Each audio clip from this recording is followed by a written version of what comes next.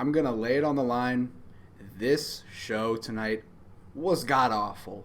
I just kept bringing up to the fact to G-Dog, imagine still paying pay-per-view prices, not the network, but like $50, $60 like AEW, and watching this pay-per-view. This is Sell It, a pro wrestling show.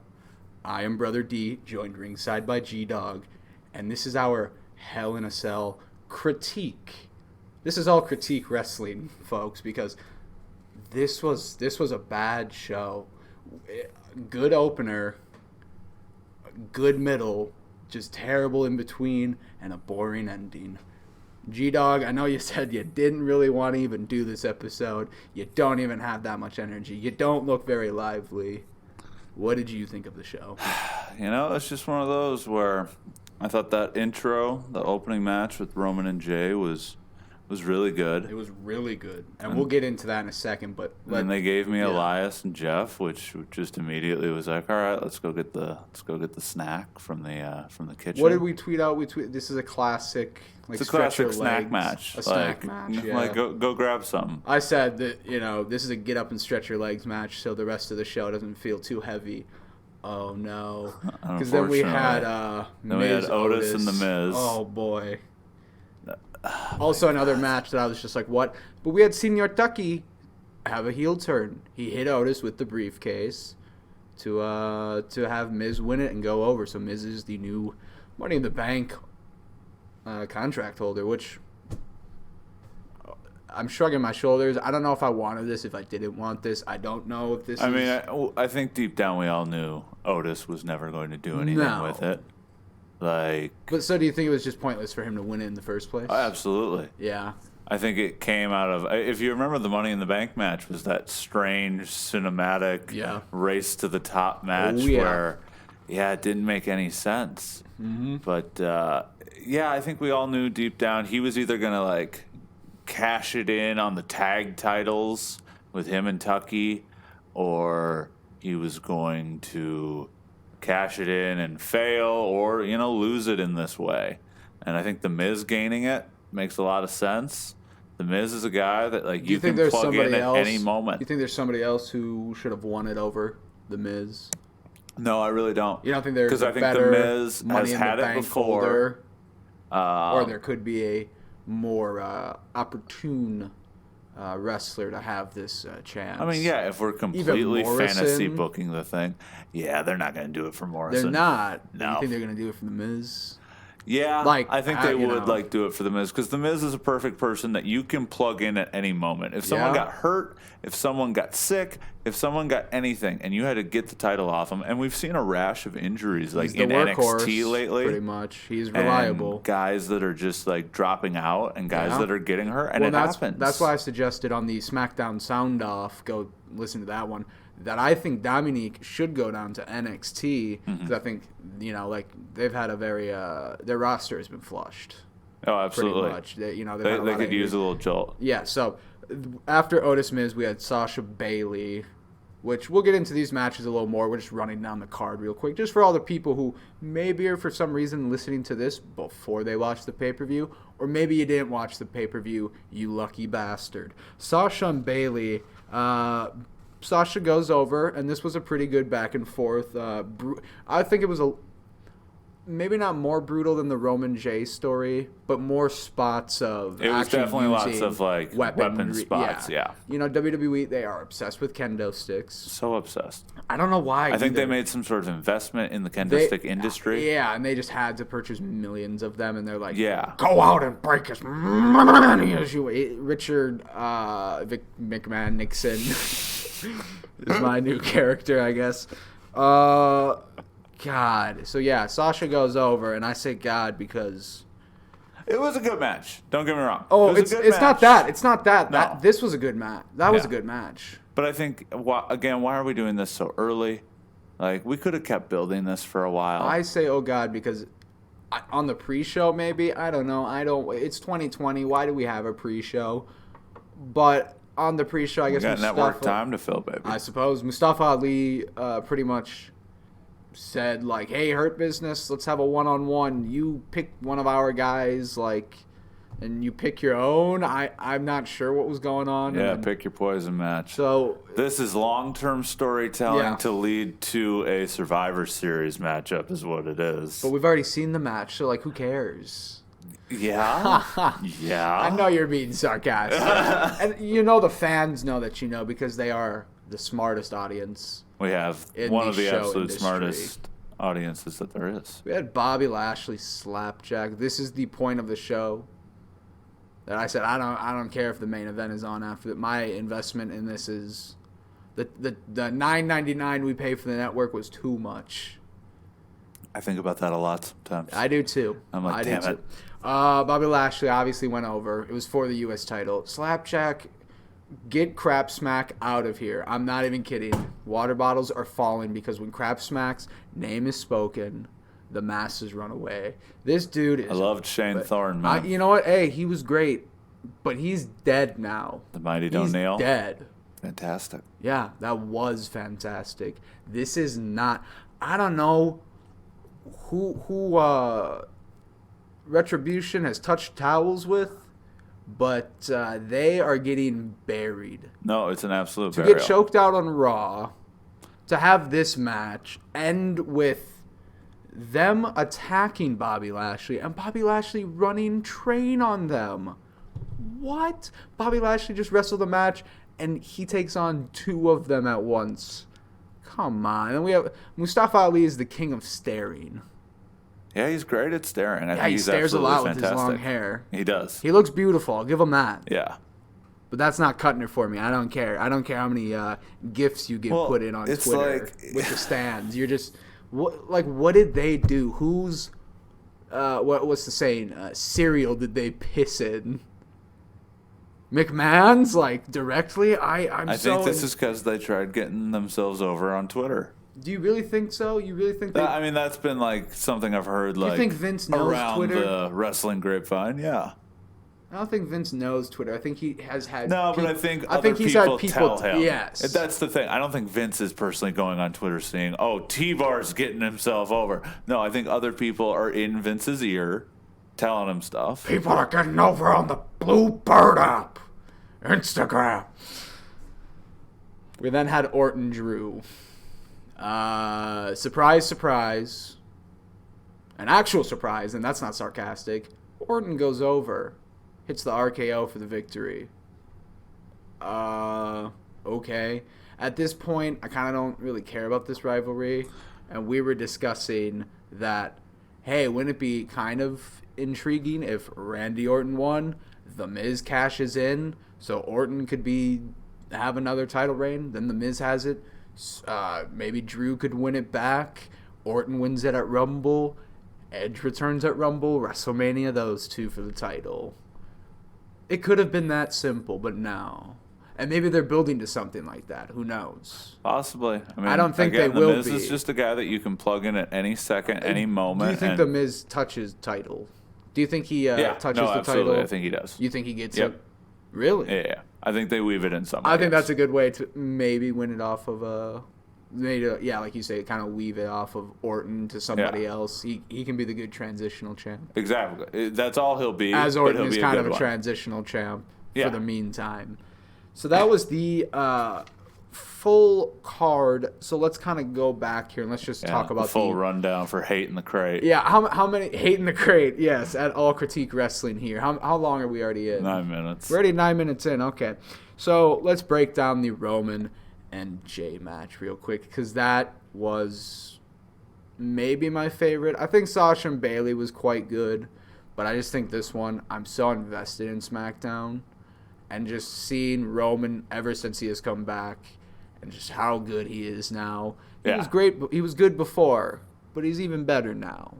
And I really like how. No, this is actually like his truest form. I feel like people are like seeing like the quote unquote real Roman Reigns. Well, I really like how they've used Paul Heyman with him. Paul Heyman has barely talked. Yep. He has been more of a facial guy, and that's great because Roman can kind of be corny sounding at times. Oh yeah, absolutely.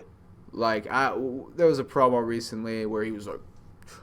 It was the one where Paul calls him the tribal chief, and he's like, I don't want you to call me the tribal chief. until he acknowledges me. Like, you know, so sometimes I'm like, oh, a little disinterested. But, hey, they put on a pretty good match tonight, so I'll give them that, you know. Who would have guessed it? WWE has really great promos for their videos, all their video packaging. Surprise, surprise. Nothing to add there. No. They can just tie stuff together that otherwise doesn't make sense sometimes. Sometimes they do have a very good job at, if something has passed, they're able to make it look like, wait, that all made sense, if they actually. beef something like, this editing team, and they've always consistently been good at that, which is really good. Well, yeah, that rewriting history, baby. Yeah, absolutely. Every day they do that. We have to get rid of the big CGI Roman. It kind of used to look cool. It looks ridiculous now. But now he's the tribal chief. It doesn't fit at all. No, it really doesn't.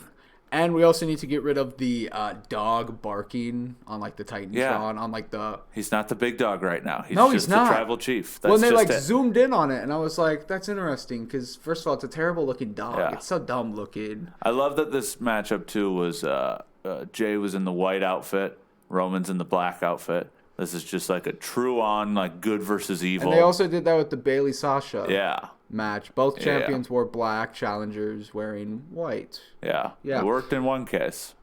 As the big dog, formerly known as the big dog, is making his way out to the ring. Paul Heyman is in the back. And, well, I wish I could have heard what he said, but somebody was vacuuming at that time. I apologize. I was gone all weekend. I had to catch up on some son of a bitch. God damn, Roman is huge, dude. They should have taken off that vest. So that's the actual thing. You know what? The vest came off at a perfect time because, as we say here on Sell It, every wrestler deserves at least 2 months off a year. Go home, get jacked. Yeah, absolutely. All these guys who are doing it, I mean, they're coming out looking better than ever. Heck yeah. Like having career resurgences, and absolutely love it. We start off the match, and then throughout the match, we kind of have this little back and forth talking, this pacing, like pretty much what they have been doing. This whole, you will acknowledge me. I ain't gonna do nothing, oos, like just this little back and forth. And for all intents and purposes, I wouldn't say this was like a crazy match per se. Within like the first 3-4 minutes, we get, 2 suicide dives or tope suicidas from what's his name, Jay to Roman, which I was like, oh, they're actually okay. They're giving him a little bit of offense. Yeah, no, they made this very competitive. They made this like a true, like, they've been doing this their whole lives is what they've been trying to portray, and it's true. And it showcased there because every once in a while you're going to get one up on him. You've wrestled him 100 times. Roman hit the spear, and G-Dog can vouch here. I go, that just was not impactful looking. No. And there was a lot of camera angle changes in this match, which, they do a lot of time. I think they just have a button in the back. They go, they just keep pressing it. And I'm like, okay, let's just keep it on one camera. Okay, let's just pick one and go. Yeah, let's just pick one and go. Just pick one and go. He hits a second spear, and I immediately say, see, now that one looked good. And maybe about 10 seconds later, what's his name? Michael Graves and Corey Cole and Corey Cole. Yeah, Michael Graves and Corey Cole. One of them says, "No, that one was way more impactful looking." And I was like, "God damn, I could be a WWE commentator." Yeah, one of the interchangeable announcers. Yeah, I could be Brother Cole or I don't even know any of the announcers' names anymore. Samoa Joe's the only one I care about. Yeah, Samoa Joe's great. Samoa Joe's really good. Yeah, he's surprisingly good. God, though, those two are just unbearable. Yeah. And I used to love Michael Graves and Corey and Cole. I can't even keep their names straight anymore. This show was driving me bananas. BANANAS, bananas. Okay, this show was just bad. He hit that second spear. He goes for the third spear. Jay counters with a knee, a super kick, an Uso splash. 1, 2. Have you ever seen wrestling before? Of course I have, because I'm a wrestling fan. Kick out, and he goes for a second Uso splash. And this up until this point, I'm like, okay, it's pretty back and forth. This is surprising. Jay grabs a whip, like a classic bull whip, not a classic bull whip, but like a strap. That's what he grabs, a strap. Starts beating Roman. Roman finally gets it, and he's like, I'm the one who does the whipping. I think you were in the kitchen when he said it. I was like, oh my goodness. Oh my. He just starts beating him. Eventually Jay fights back. Tries to choke Roman out with the strap. And as I said to G-Dog, hey, didn't Daniel Bryan get fired for this? Tying somebody out with a necktie. Those dark times. I know we're on pay-per-view, but like, hey, what's going on? And then as you mentioned... It felt so organic here, though. It was so nice. Yeah, but then as you mentioned, what is it? Jay lets go of Roman. Yeah. And doesn't he like fade out? And then all of a sudden he just comes back to life. Yeah, like it was.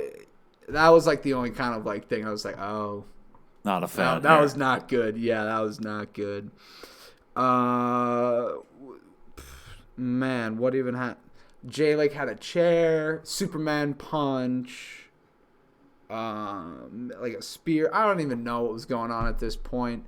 The ref was distracting me so bad. This might have been the worst referee in the history of referees. He was just asking Jay consistently. He was like, Jay, I can stop this if you say I quit. Because here's the deal. If you say I quit, I can stop this, Jay. That's not how being a referee is supposed to work. No. You're not supposed to be persuading him to do one thing or another. You're just asking him straight up, do you want to quit? Do you want even if he had said that, I would have been annoyed, but much less annoyed. Like, well, do you want to quit is just pretty much asking, do you say I quit? Yep. The job of a referee, and AEW executed this more perfectly when they had that ref and the Eddie Kingston little storyline. Where the ref pretty much said like, hey, it's just my job to make sure you guys are safe at the end of the day. Like, that's all it is, though. A ref doesn't interfere with the match. A ref doesn't. You're not trying to be like, just say I quit, man. Just say I quit. You can say it at any moment. Just say it. Like, say I quit. It's like, what? You're just supposed to ask, do you say I quit? Yes or no. If it's a no, move on. You don't influence because you're burying the guy now. You're just kind of like, completely. Oh, this is too much for you, man. Like, give up. Yep. Like, no, you don't do that. Then Can you imagine if a UFC referee did something like that? He'd be kicked out. He'd be fired. Dana White would be going, that fucking idiot. Like, come on. This absolute idiot. Like, what's he talking about? Yeah. No way he would survive in the UFC. Absolutely not. No. The ref died. Do we have some sort of problem in the Capitol Wrestling Cellar? We might. Do you hear the rats? Rats? The ring rats? Oh, okay. Do you hear them? We did have a stair drive by. That was sick. Yeah, that was cool. That was sick. And then pretty much we just get dude, the ref just died. Yeah. He goes to call off the match. This really was like a nice payoff. Yeah, really break it down. What happened?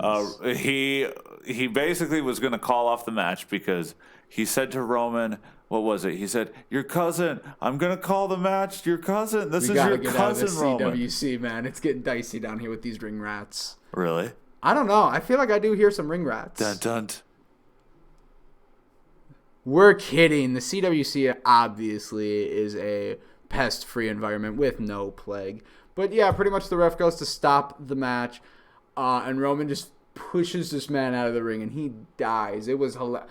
Dude, this man took a huge bump. I laughed. I was like, well, my hatred for this man was worth it then with that payoff. No, they really paid this off. It was very nice. We had like Adam Pearce, I believe, some ginger-looking feller, maybe Jamie Noble. I don't know if it was. I didn't really get a good look at him. Oh, was it Pat Buck was out there too? Who? The ginger fella. Was that Pat Buck? Probably, Might have been, yeah. And they're trying to consult Jay, see what's going on, and Roman throws the steps into the ring, and he's gonna just murder him pretty much. Jimmy comes out. Jimmy, he's like, "Hey man, we're cousins. We're always here for you." Roman puts him in the guillotine. He leaves. The Wild Samoans are at the top of the stage. Alpha and Sika. Yeah, and they put I'm very embarrassed. I don't know what it's called, but they put like one of the necklaces around him. Is that, yeah? I believe so. In LA? Well, LA? Yeah. Okay. And they have him like stand in the middle of him, and he holds the belt up. I'm sure everybody's already seen the picture on Twitter because it's pretty iconic looking. Yeah, no. That's like, we'll have that up forever. I mean, if I could just talk about Sasha and Bayley for a second, that was more extreme, I would say. We had, fire extinguishers, we had chairs, we had a kendo stick spot. The kendo stick spots, but they were innovative, so I will give them that. There were different things, like poking it between the cage and the cell, the crate, rather. The Hate in the Crate. The Hate in the Crate. That is the name of this review. The Hate in the Crate, All Critique Wrestling. And the ring itself and all sorts of different stuff. And at one point, Bayley ties together two of them. I don't think there was ever a payoff with those. Because she goes over and she gets, I don't think they could get it set up right. No, I think, yeah. Because she was trying to duct tape it. She asked the referee at one point, she's like, will you do this for me? My fingers are sweaty. And he's like, no, I'm not going to do this for you. We had a sun flip powerbomb to Bayley into outside the ring. That was cool. That's a standard spot into the cell. Bayley got her revenge by doing a sunset flip powerbomb into the corner with a chair there. It was a pretty brutal match, and I will say the way it ended was pretty hardcore.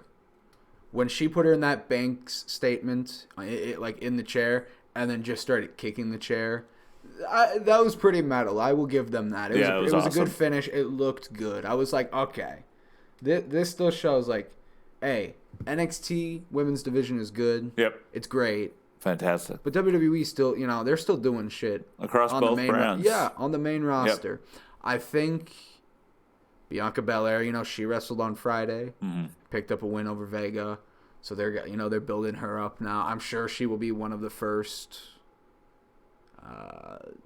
opponents for Sasha. Mm-hmm. She never has a successful defense with a title. Yeah, I saw that. So she has never successfully defended her title. So she's only ever been a win the belt and then immediately drop it. So how many her next defense? How many title reigns does she have? 4, I think. And how many days? Very few. I think I saw are we saying on only Twitter 60? That if she got 2 Survivor Series with the belt, she didn't defend it on Raw at all up till Survivor Series, it would be her longest title reign at 28 days. That's insane. That's crazy. And I can understand why. We have Bayley that just went over 370 something. 380. 378. Amazing. I believe, yeah. I mean, when you a company are willing to give somebody that long of a run, you're putting a lot of trust and a lot of faith into them. Mm-hmm. And so, yeah, Bayley has a lot of people will say she's boring. I love it. Yeah, and I love her too. I think she's great. Absolutely. She's also somebody who has brushed shoulders with Brother D when we met her down in Florida. So all I'm saying is when you brush shoulders with Brother D, woo, yeah, get the greatness, You brother. signed her cast. Do you remember that? She signed my cast, wasn't it? No, I signed her cast. She did have a cast. She had a cast, and you signed it because you had a I'm a Hugger t-shirt on. We were sitting ringside. Which I would just like to say, do you still have that? I do still have that shirt. Nice. And to anybody that has ever seen that shirt, I don't know how that shirt has ever been produced. I'm not going to go more into it. Just look at the wording. Look at where the letters are. When that shirt folds up, there are some wrong impressions to be made. Just look at how that word is spelled and then think about if that shirt got folded up. Yes. So, yeah, man, this you know what? Orton and Drew, they go to the top of the cage.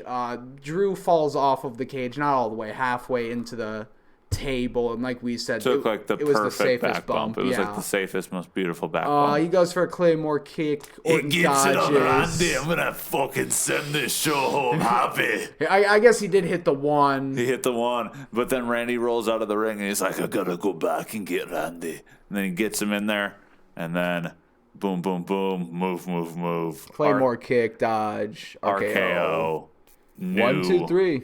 World champion. Yeah, and you were just like, is that the finish? I was like, well, that's interesting. And They definitely, the way they set it up, they kind of teased for a second maybe a Miz cash-in that never came. Which now, I do like that as a plot device. Now it's like, oh, that actually might happen. With Otis, it never felt like that was with Otis, happen. you knew it wasn't going to happen. Because could you see Otis cashing in on Roman? No, absolutely not. But I can see the Miz cashing in on Orton a little more. That yeah, absolutely. I mean, he's done it once before. Yeah, and it worked out successfully. Yeah, there you go. So they could build a great feud. You know what you do? Do you remember the girl? The little girl from the memes and the pictures, the like mad Miz girl who's out in the crowd. Yep. You get her in the Thunderdome versus what's her face? Versus Izzy. Versus Izzy, Bayley's super fan. Oh my god, that would be amazing. I just meant get her on a screen in the Thunderdome when the cash in happens. But I like your idea better. I like my idea way better. Yeah. Yeah. Absolutely. So at the end of our All Critique Wrestling episode here, I will give this show maybe like a 2.5. I'd stretch it out to 3 if I was generous. But I'm not going to be generous today. WWE, You've had enough time. Fix the bullshit, okay? This was Monday Night Raw and Friday Night SmackDown matches on a pay-per-view. The cage matches were fine and dandy. Those are something extreme. But like the Orton McIntyre match, I even said, I was like, this could be a Raw main event. Just lower the cage down. This could be a Raw main event. Mm-hmm.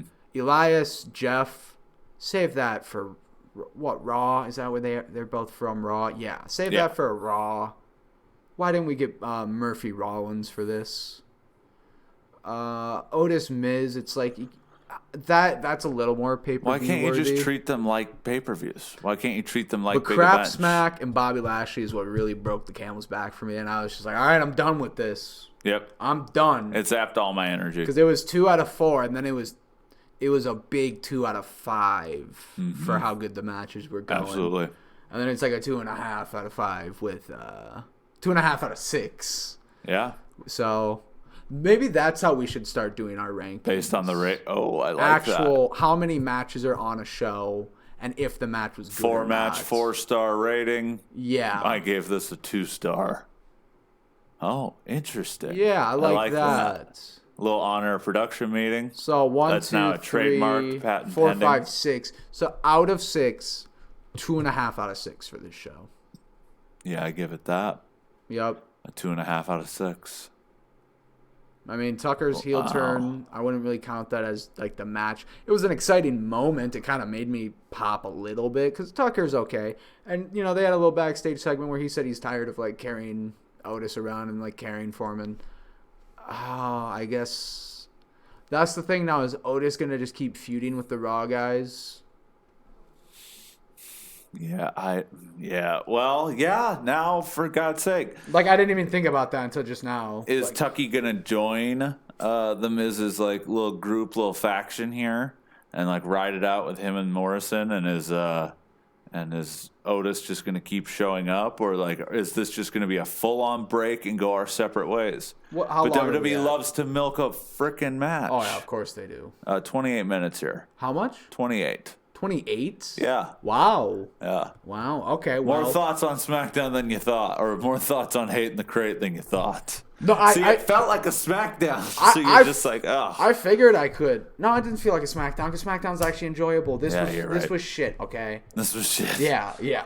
Because, and here's the deal. It's easy. It's just as easy to talk really long about shit as it is something good. But I'd rather conserve my time for something good. So absolutely. Any final thoughts for the show? No. I mean, it was this so bad that I'll never watch wrestling again. Of course not. I'm gonna probably hate watch Raw. What are we, Impact? Yeah, exactly. Ha got him. Oh man, that's not fair. Impact is lovely when it wants to be. But yeah. It was just a bad show. Just another year where it proves Hell in a Cell might be your worst pay-per-view. It most definitely is. TLC.